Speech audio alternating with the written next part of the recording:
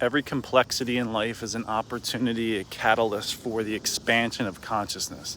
The law of consciousness complexity states that every time a structure undergoes an increase in its material complexity, it also undergoes a corresponding increase in its consciousness, or we might say its inner complexity to a degree.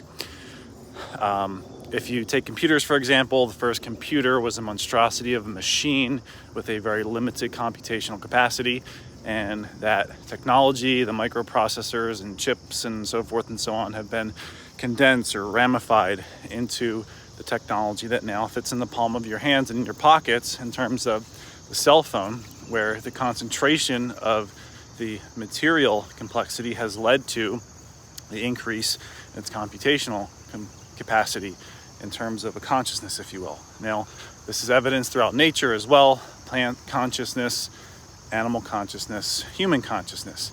And in human consciousness, we have an insight, a window into these more expanded states, and call them Christ consciousness, Buddha awareness, non-dual awareness, if you will. And in these, there is the evidence that there's something beyond the mind in terms of the heart. And this is not to say that we negate the mind and rationality and logic and those things that are associated with the mind and intelligence and the consciousness, but we embrace an even more all-encompassing type of consciousness, and that Christ consciousness.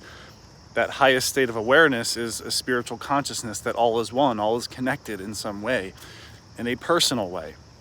And when complexities occur in the personal realm, be they interpersonal, like within one's own self, within one's own psyche, or interpersonal between two or more people, that's where things often, or the complexities rather, often seem to us as presenting themselves as some sort of challenge or difficulty or frustration.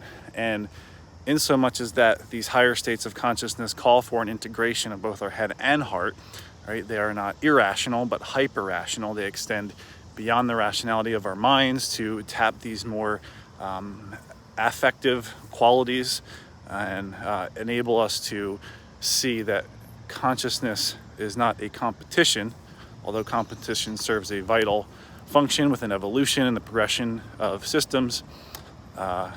Rather, consciousness is a communion, because it is only by being in relationship with ourself, with others, with the world, with God, that we come into the fullness of our being, that we are really alive. To be is to be in relationship. Therefore, we see that consciousness is not a competition, rather, consciousness is a communion. By coming into relationship, we come into being. Consciousness is a communion.